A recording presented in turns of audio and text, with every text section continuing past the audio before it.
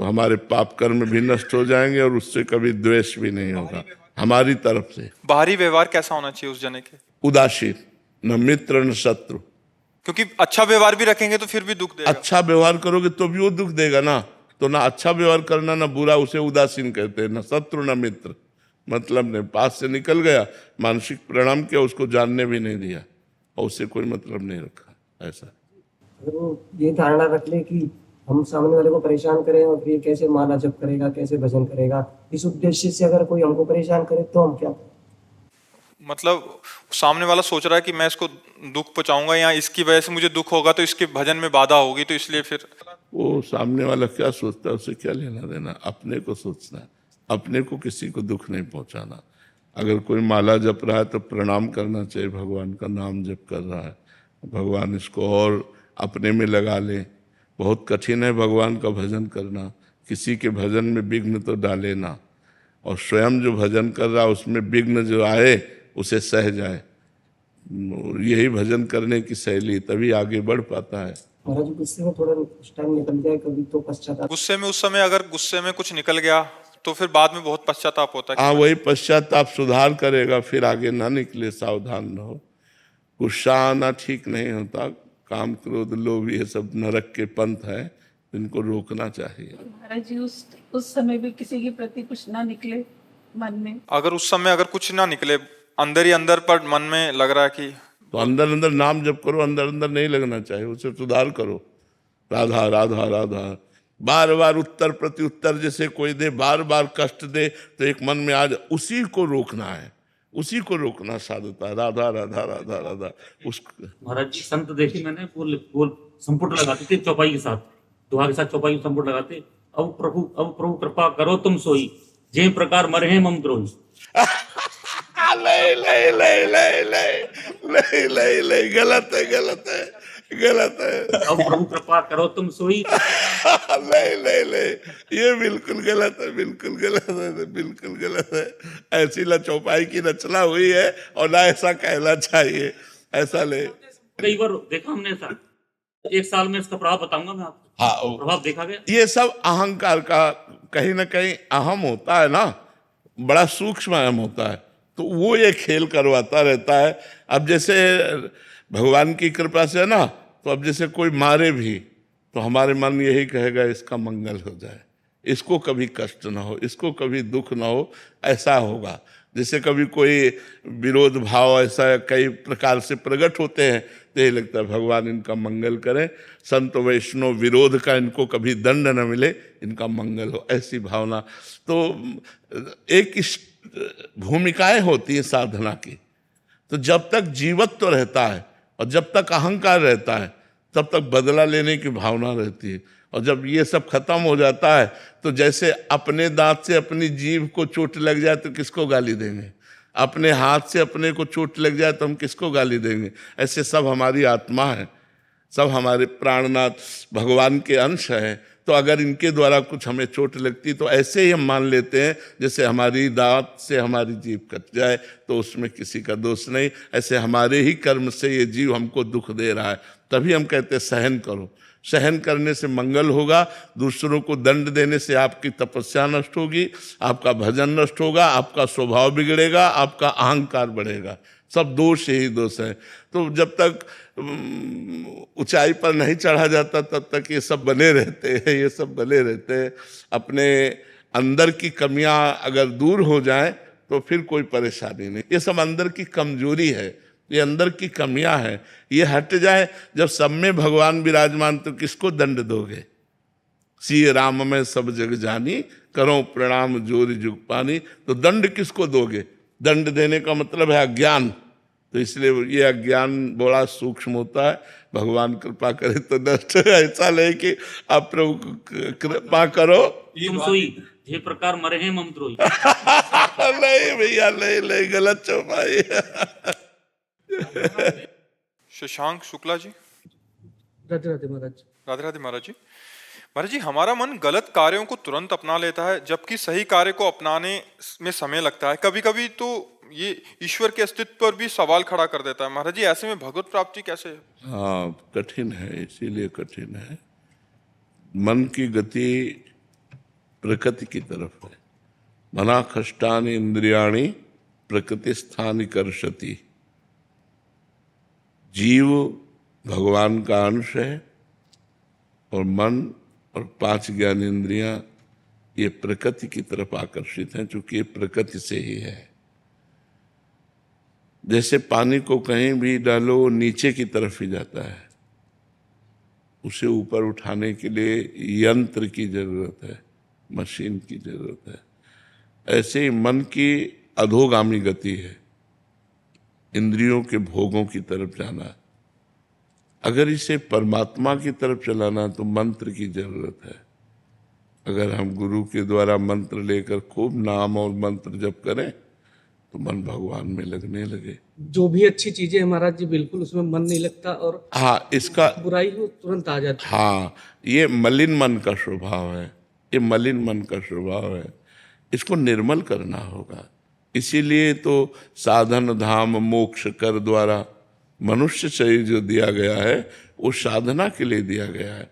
साधना करके इस मलिन मन को रोका जाए।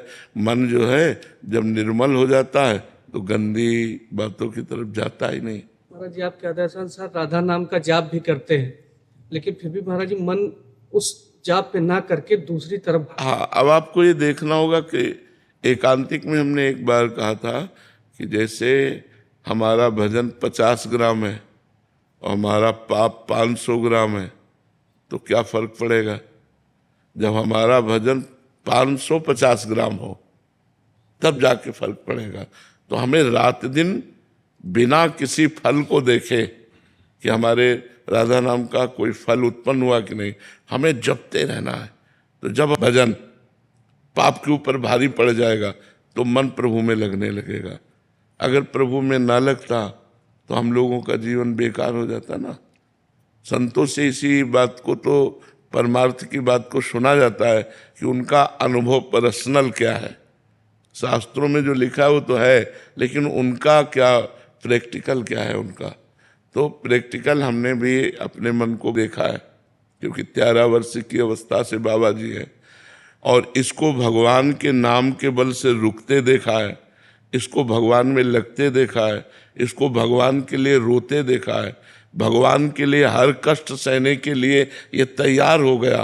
भूख प्यास गर्मी सर्दी गाली अपमान ये सब सहे केवल भगवान के लिए। तो वही मन तो था जो संसार की तरफ जा रहा था, वही मन भगवान की तरफ राजी हुआ तो सब कुछ सहने के लिए तैयार हो गया। तो हमें ऊबना नहीं है, हमें नाम जप करना है। नाम जप करते हुए हमारा मन नाम में नहीं लगता, भूत भविष्य की बातों में लगता है, गंदी बातों में लगता है। इसकी हमें चिंता नहीं करनी, वो नाम जप सब ठीक कर देगा।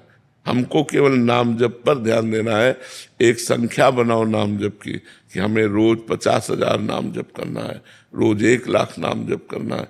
काउंटर खरीद लो, माला ले लो, जिससे आपको रुचि बने वैसे गिन करके नाम जप करो तो ज़्यादा लाभ मिलेगा। आज इतना जप किया, आज इतना जप किया, और सब जप भगवान को समर्पित कर दो। धीरे धीरे मन लगने लगेगा, धीरे धीरे मन आनंदित होने लगेगा। समय लगेगा, बहुत जन्मों का बिगड़ा हुआ ये मन आज नहीं लग जाएगा। धीरे धीरे धीरे धीरे समय लगेगा, तब वो लगेगा। भगवान में जब निर्मल होने लगेगा तब निर्मल जन मन सो मोहि पावा। निर्मल जन मन, जिस जन का मन निर्मल हो गया वो भगवान की तरफ बढ़ता है। और पापवंत कर सहज स्वभाव भजन मोर ते भाव न काऊ। जो पापी मन होता है, जिसमें मलिनता होती है, वो भजन में नहीं लगता है। और ये आपका ही नहीं है, ये सब लोगों का मन है। वो धीरे धीरे अभ्यास करके जिन्होंने भजन में लगाया वो आगे निकल गए, और जो ऊब करके भोगों में लग गए वो गिरे पड़े रहे। इसलिए उठो, मनुष्य जन्म साधन धाम मोक्ष कर द्वारा। ये मोक्ष पाने के लिए मिला है, न कि भोगों में भोग कर अपने जीवन को नष्ट कर देने के लिए मिला है। इस बार मनुष्य बने हो, आगे बार क्या बनोगे पता नहीं। सुअर कुत्ता गधा पशु पक्षी कीड़ा मकोड़ा क्या बना दिए जाए। इसलिए हमें सावधान रहना है। हमें इसी जन्म में ऐसे कर्म कर लेने हैं कि अगर हमारा जन्म हो तो हम अगले जन्म फिर मनुष्य बने और ऐसे आचरण करें जिससे भगवान को प्राप्त हो जाए। विवेक गोयल जी, दिल्ली से। राधे राधे महाराज जी। महाराज जी, हरि नाम और नामी कैसे अभिन्न है? जैसे दूध में सफेदी अभिन्न है, दूध में सफेदी अभिन्न, दूध से सफेदी भिन्न नहीं की जा सकती। जैसे आग में दाहिका शक्ति है, अभिन्न है, आग से जलन दूर नहीं की जा सकती। आग का स्वभाव है ना जलन, जैसे विष से मारण शक्ति दूर नहीं की जा सकती, वो उसमें विराजमान है। अमृत में अमृतत्व नहीं दूर किया जा सकता, ऐसे नाम से नामी अभेद है। नाम में नामी विराजमान है, स्वयं नाम। जैसे ताप लगा तो अग्नि है, अग्नि तत्व है, तभी ताप लगेगा, क्योंकि इसकी दाहिका शक्ति है। जैसे सूर्य में प्रकाश, तेज, ये सब अभिन्न है, ऐसे नाम से भगवान अभिन्न है, नाम से नामी अभिन्न है। अगर नाम जप कर रहे हैं तो मानो कृष्ण ही विराजमान है आपकी जिह्वा में। राम राम बोल रहे तो मानो राम जी ही विराजमान है। राधा राधा बोल रहे तो किशोरी जी ही जिह्वा में विराजमान है, कोई अंतर नहीं। नाम नामी अभेद है, और अभेद होते हुए भी नाम श्रेष्ठ है।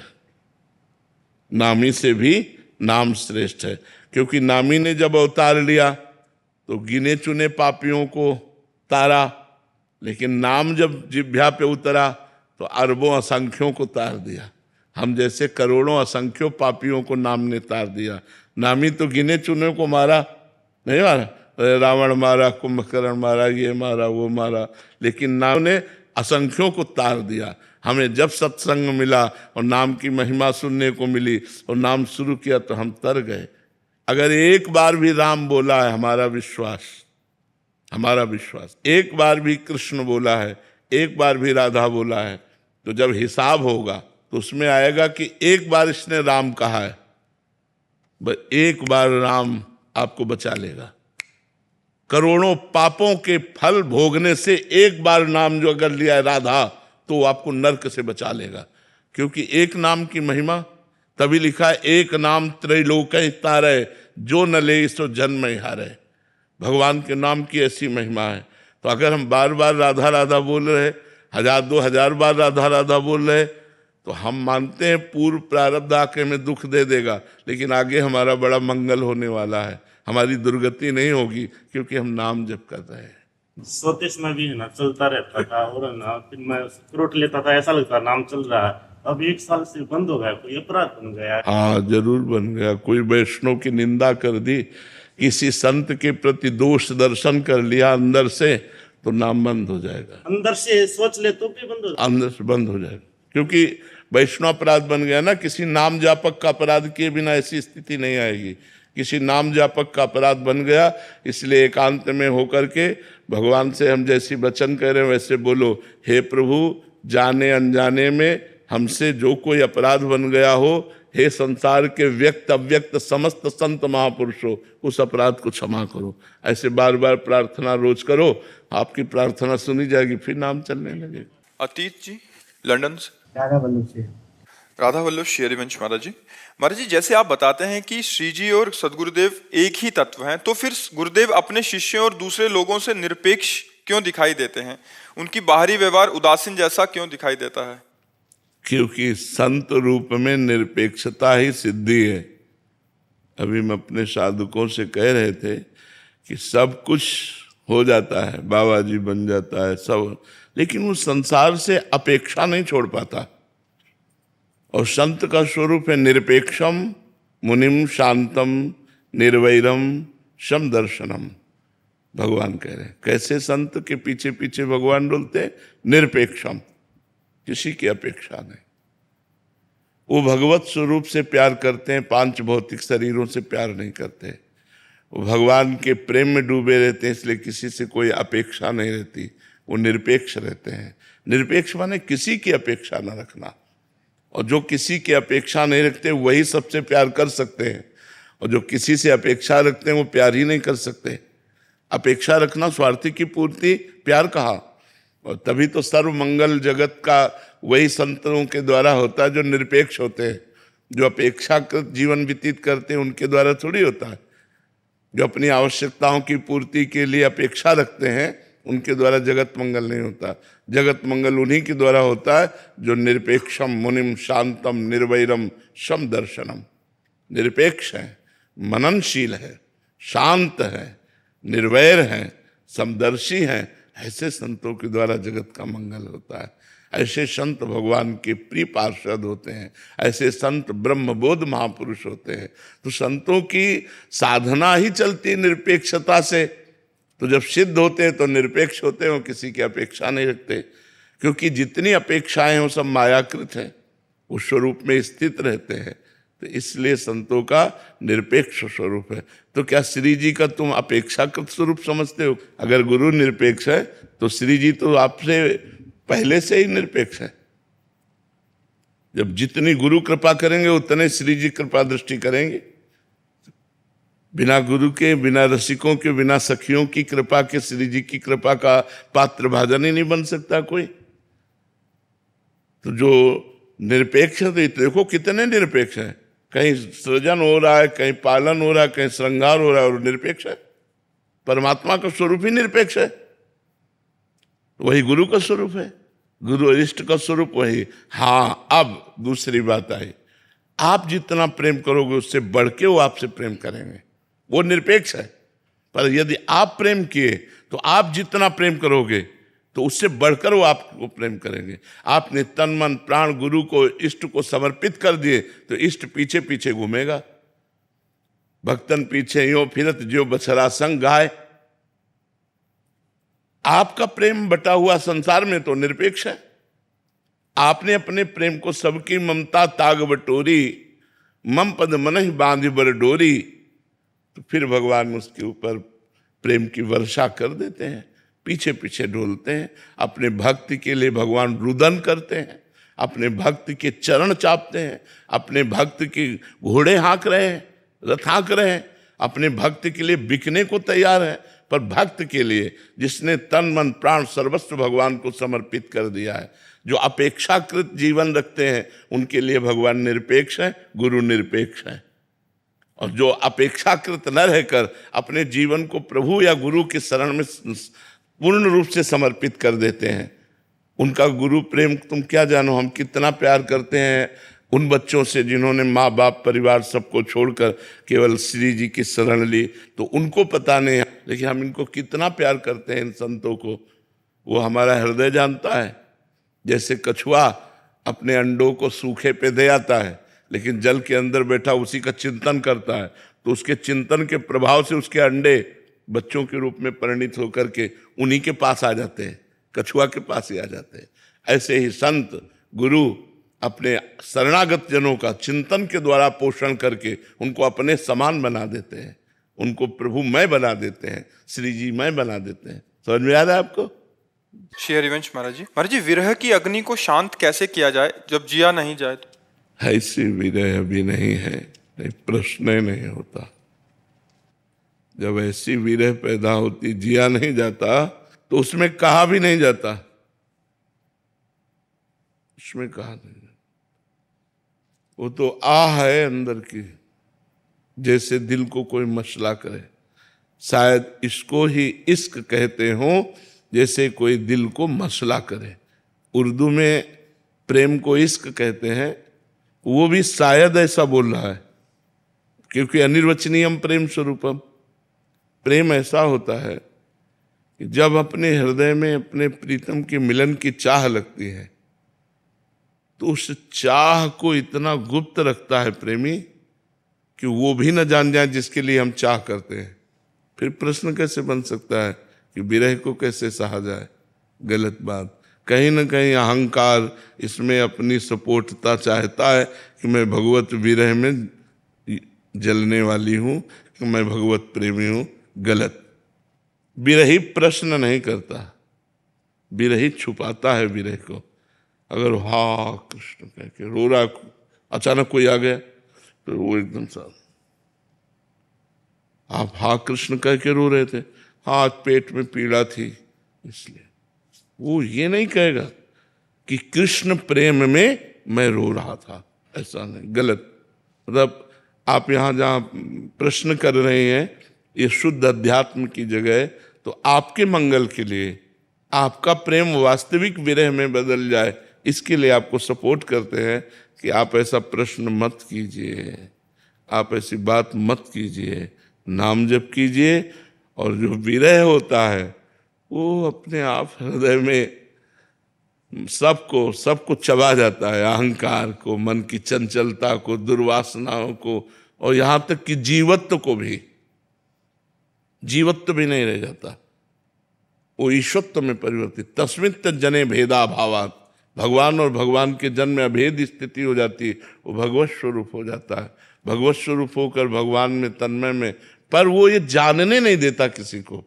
जैसे आपकी जेब में 1 करोड़ रुपया हो तो बार बार हाथ रखें आप, कोई मुझे कुछ है क्या बार बार हाथ रखते हो? नहीं, वहां खुजला रहा था इसलिए खुजला रहा था। आप ये नहीं बताएंगे कि 1 करोड़ रुपया है। जब लौकिक धन को हम नहीं बताते तो हम पारलौकिक परम प्रेम धन को हम कैसे बता सकते हैं? हिम्मत ही नहीं बताने की। अनिर्वचनीयम प्रेम स्वरूपम। इसलिए कहीं ना कहीं थोड़ा सा जो अहम है वो स्वाद लेना चाहता है, इसलिए प्रश्न हुआ विरह। चूंकि बहुत ऊंचा प्रश्न है विरह संबंधी, इसलिए इसको छपाइए मत, इसको अंदर कीजिए।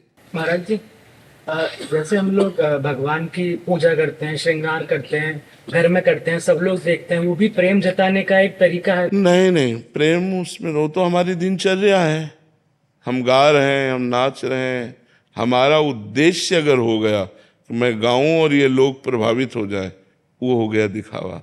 हम नाचूं और ये हमारी दिनचर्या है भगवान की गीत।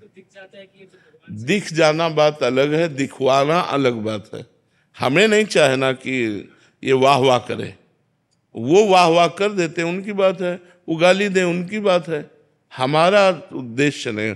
तो बैठे अपना भजन कीर्तन हो रहा, श्री जी का श्रृंगार हो रहा, आरती हो रही, नाच रहे, कूद रहे, भगवान का जस गा रहे।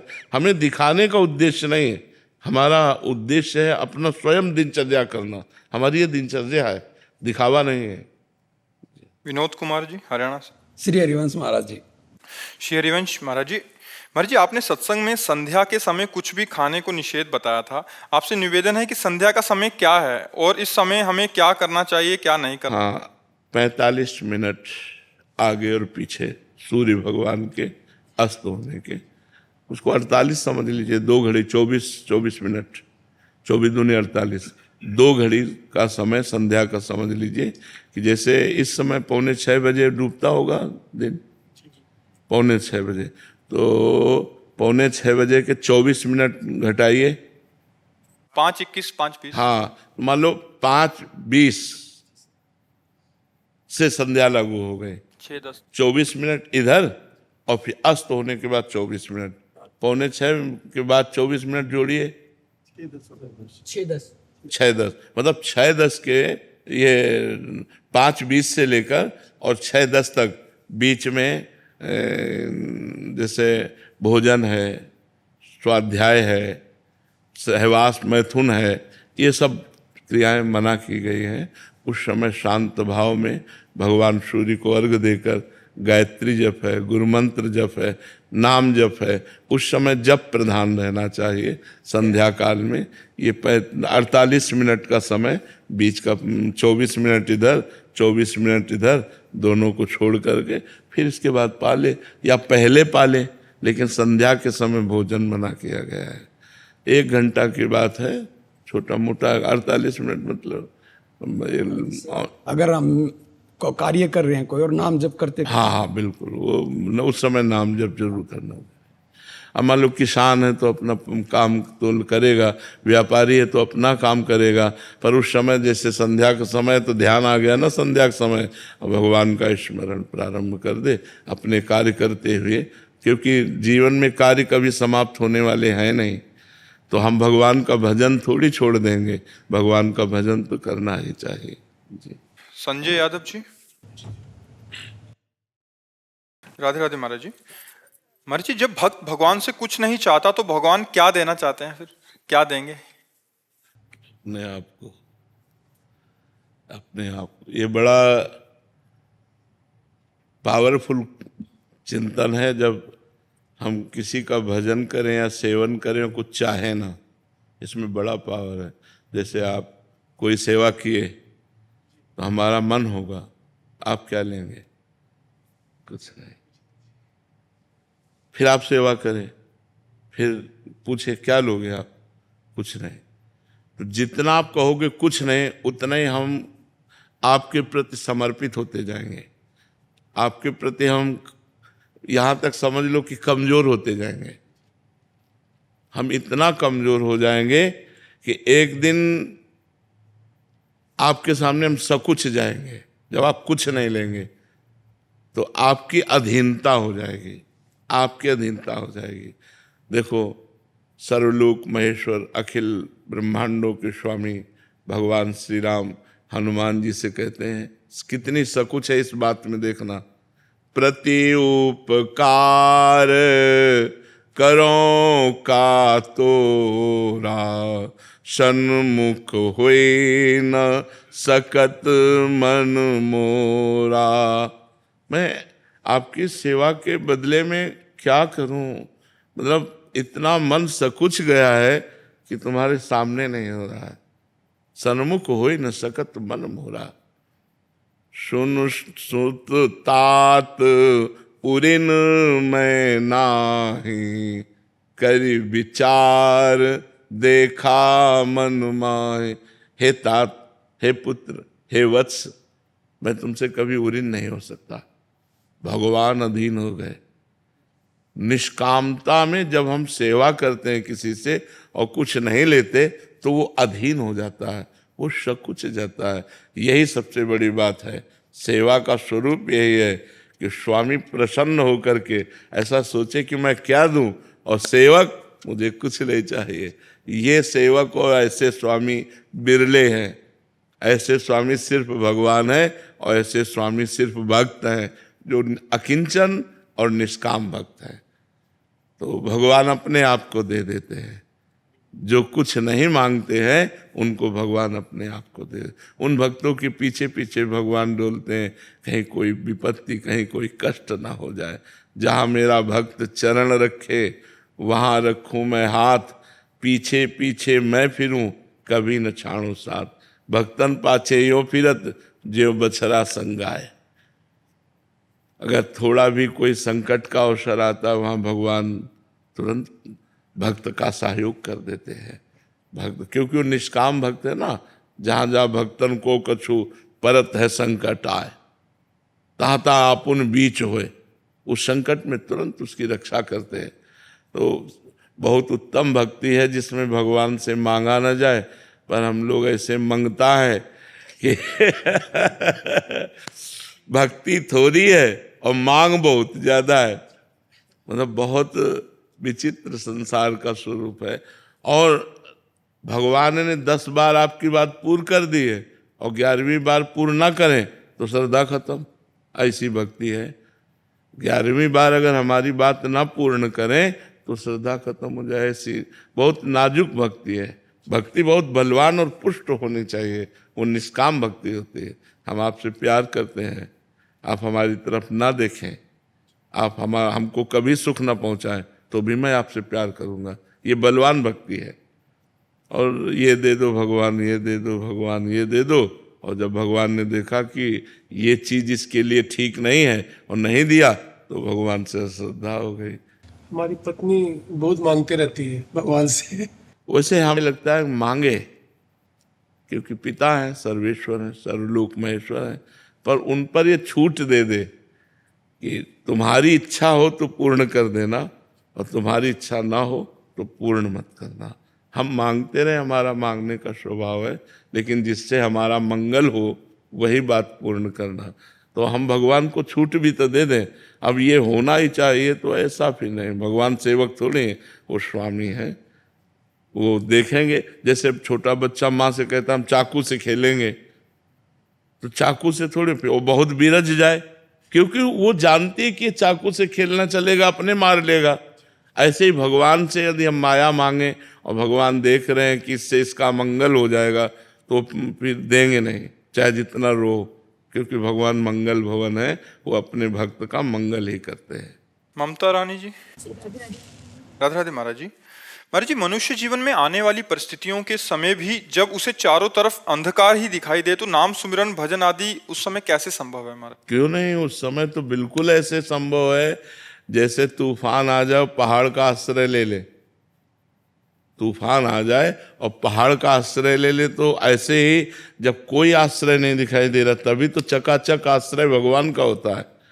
तभी तो उस समय सुदृढ़ आश्रय होता है कि हे भगवान, हे नाथ, अब आपके सिवा कोई नहीं है, हे नाथ आप संभालना, हे भगवान आप संभालना। वही तो शरणागति के लिए ठीक अवसर है। जब कोई सहयोग न दे तब सच्ची शरणागति होती है भगवान की। कोई अब नहीं है, नाथ चारों तरफ अंधेरा, आपके सिवा कोई नहीं। तो ऐसा कैसे हो सकता है कि संसार हमें साथ नहीं दे रहा और भगवान की याद हमें ना आवे? ऐसा कैसे हो सकता है? हम भक्त हैं, कहीं ना कहीं सत्संग सुन रहे हैं, कहीं ना कहीं संतों से मिल रहे हैं, तो हमारे हृदय में एक बात तो है कि जब कोई सहारा न देगा तो भगवान तो है ना। तो भगवान का आश्रय विपत्ति में बहुत जोर का होता है। हे नाथ अब आप ही बचाओ, हे प्रभु अब आप ही इज्जत रख सकते हो, हे भगवान अब आप ही हमारा सहयोग कर सकते हो। उस समय तो ऐसी प्रार्थना प्रतिपल होती है और एकदम तदात्म हो जाता है भगवान में जीव। जब संकट आता है, जब विपत्ति आती, पर वो जो भगवान का भजन कर रहा है, जो भजन नहीं करेगा वो मारा घूमेगा, उससे फोन मिलाएगा, उससे बात करेगा, उससे बात करेगा, निराश हो जाएगा, ज्यादा निराश हो जाएगा तो की सोच लेगा, वो भगवान की तरफ जाने की नहीं सोचेगा। जिसने भजन नहीं किया, जो भगवान से नहीं जुड़ा है, उसको रास्ते नहीं पता है भगवान का। नहीं तो जो थोड़ा भी भजन करता है तो जहाँ विपत्ति आई तो एकदम समिट गया और एकांत होकर भगवान का सुमिरन करता है और उसके विपत्ति का नाश निश्चित होगा जो विपत्ति के समय भगवान का सुमिरन करता है। हरि स्मृति सर्व विपद विमोक्षणा, भगवान की स्मृति समस्त विपत्तियों का नाश कर देती। पक्का खूब नाम जप करो और कभी भी संकट आवे तो केवल भगवान का आश्रय लो, केवल भगवान से प्रार्थना करो, केवल भगवान को पुकारो। कर्नल रुपेंद्र पाठक जी। राधे राधे महाराज जी। महाराज जी, लाइफ में सब अच्छा चल रहा है भगवान की कृपा से, मुश्किल वक्त में भी भगवान निकाल देते हैं, पर एक भावना रहती है कि समय निकला जा रहा है, बहुत कुछ करना बाकी है और ऐसा ना कर पाए और अंतिम समय आ गया तो क्या होगा? ऐसा क्या किया जाए कि सब खुशी से समाप्त हो? देखो, ये लाइफ सुखपूर्वक कट रही है, कोई खास बात नहीं है, क्योंकि शरीर छूटेगा और आप जिस कार्य के लिए प्रधान आए हैं उस कार्य को यदि कर नहीं रहे हैं तो बड़े भाग्य से मनुष्य शरीर मिला है। अभी शरीर छूट जाए, इसके बाद हमको किस योनि में जाना पड़ेगा कोई हमें पता नहीं है। पशु पक्षी कीड़ा मकोड़ा सुअर कुत्ता गधा क्या बनाया जाए कुछ पता नहीं है। तो हमको साधन धाम मोक्ष कर द्वारा पाई न जे परलोक सम्हारा, सो परत्र दुख पावे सिर धुनि धुनि पछताए। मनुष्य शरीर से ऐसा साधना किया जाए कि कम से कम मुझे अगला जन्म फिर मनुष्य का तो मिले, अन्य योनियों में तो न जाना पड़े। कितना दुख है अन्य योनियों में, बहुत दुख है। अपने तो थोड़ा कहीं दर्द हो जाए पीड़ा हो जाए तो डॉक्टर से मिल सकते हैं, लेकिन जंगलों में पशु पक्षी हैं, घाव हो जाता है, कांटा लग जाते हैं, बीमारियां आ जाती हैं, उनको कौन देखता है? मान लो पालतू पशु की तो औषधि पालने वाला करवा दिया, लेकिन जो जंगलों में है, जो बहुत सी ऐसी योनियां हैं। बहुत अच्छा हम खान पान रुपया पैसा मकान एकत्रित सब कर लिए, लेकिन जब शरीर छूटेगा तो कुछ साथ नहीं जाने वाला। तो जो साथ जाने वाला है उस पर हम ध्यान दें कि वो भी हमारे जीवन में होना चाहिए। जैसे ये भी आवश्यक है तो वो भी अति आवश्यक है। हमारा परिवार है, उसके पोषण के लिए धन चाहिए।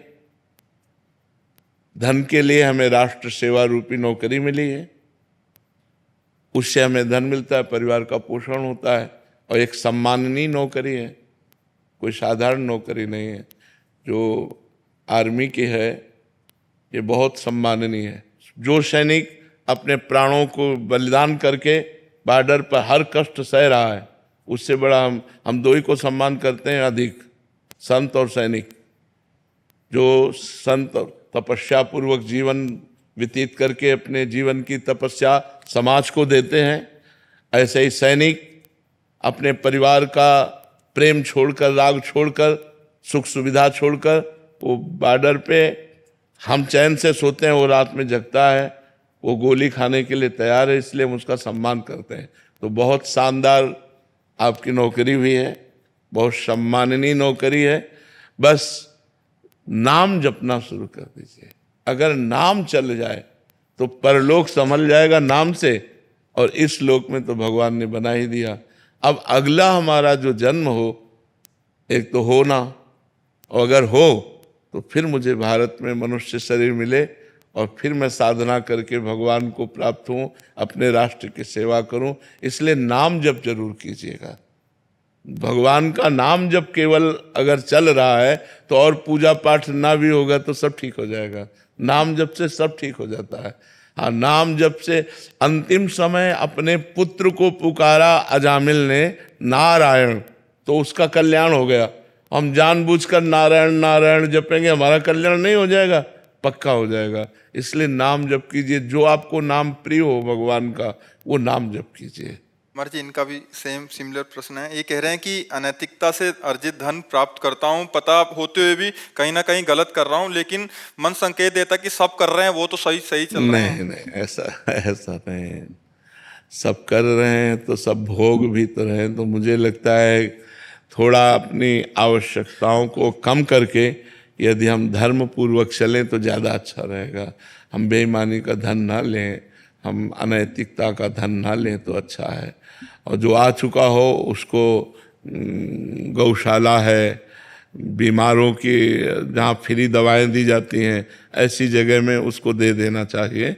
अपने को धर्म पूर्वक कमाना चाहिए, धर्म पूर्वक खाना चाहिए, जिससे आपके बच्चों का भविष्य बड़ा उज्जवल हो, आपका परिवार सुखपूर्वक जी सके। आज आपका माहौल बहुत बढ़िया हो सकता है, कल जब इसका परिणाम आएगा वो ठीक नहीं रहेगा। इसलिए हमें सबसे प्रार्थना है कि आप अपने धर्म की कमाई पर नज़र रखिए, अधर्म से बचने की कोशिश कीजिए। पहले पता नहीं था, लेकिन 1 साल से आपका सत्संग सुन रहा हूँ, फिर पता चला, तब तक देरी हो चुकी थी। फिर पता चला कि जो घटनाएं मेरे साथ घट रही है ना, वो कहीं ना कहीं ये अनैतिकता से आए हुए पैसे से कहीं ना कहीं हो रही है। जी। लेकिन आप एक बार अभी बोल दो, नहीं लूंगा, अभी कभी नहीं लूंगा। हाँ, हम तो बार बार प्रार्थना करते हैं कि आप बस अब लो नशानी अब ना नशो, अनैतिक धन को बिल्कुल विष समझो। जैसे विष है ना, वो मार ही देता है, विष है, उसका स्वभाव प्रभाव मार। ये तो 100% आप समझ लो, अधर्म की कमाई विष है, वो मार ही देगी, पक्का मार देगी। एक रास्ते में कुछ असरफियाँ की थैली पड़ी हुई थी, तो एक संत जा रहे थे, तो वो रज से ढकी हुई थी ऐसे, तो उनका पैर लगा, तो उन्होंने देखा कि ये तो अशरफी है, तो शिष्य ना देख ले इसलिए ऐसे फिर रज से ढका। तो उनका गुरुजी ये तो कुछ है, दौड़ के उसने खोला तो अशरफी। उनका इससे जग दे, ये जहर है, मत उठा ऐसे। तो उनका गुरुजी जहर है इसमें क्या? बोले मार डालेगी ये माया अपवित्र है। तो उनका गुरुजी हमें इस बात पर विश्वास नहीं हो रहा है, मार कैसे डालेगी? तो उनका इसको यहीं रखी रहने दो, चलो उधर झाड़ी में चुपचाप बैठो चल के, हम तुमको दिखाते हैं ये माया कैसे मार डालेगी, अपवित्र माया है, जहां जाएगी उसकी बुद्धि भ्रष्ट कर देगी। अपवित्र माया का, अधर्म का स्वरूप यही होता है। तो 4 राज सैनिक घोड़ों पर चढ़े हुए उस समय वहां से निकले, तो एक की दृष्टि पड़ी, अरे बोले यार इसमें तो सैकड़ों असरफियाँ हैं।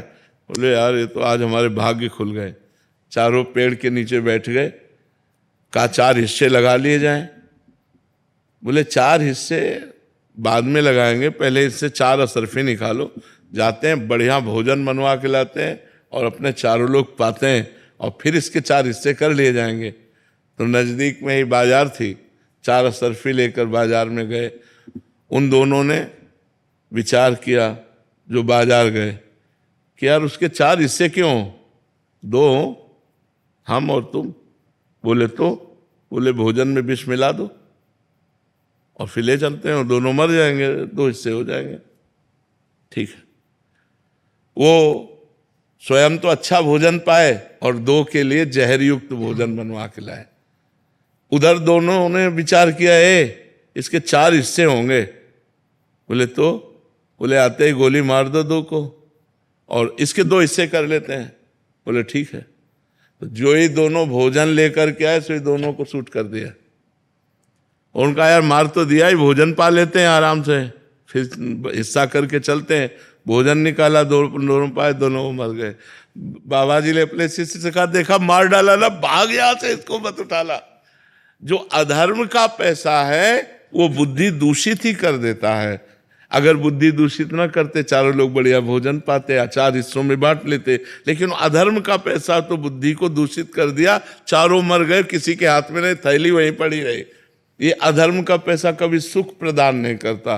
पत्नी, पुत्र, परिवार में कहीं ना कहीं अशांति, कहीं ना कहीं विक्षेप, कहीं ना कहीं विच्छेद, प्रेम विच्छेद, ये सब करता है। इसलिए हमें लगता है नमक रोटी खाए और बिना टेबलेट के सोना सीखे, चैन से सो जाए, और अधर्म का पैसा लाए और मानसिकता विक्षिप्त रहे, सो ठीक नहीं है।